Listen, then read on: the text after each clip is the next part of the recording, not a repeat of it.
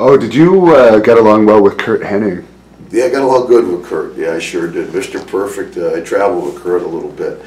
Yeah, and he was fun. He was always a fun guy on the road, and that was a perfect gimmick for him because he'd be sitting here and go, "I'm going to throw that in the trash can," and it'd be wait, and it'd go in. I mean, the guy was a great gimmick for Kurt, and he had the look. You know, reminded me of like Dolph Ziggler a little bit. You know, the curly hair, a lot of white teeth, good looking, good body.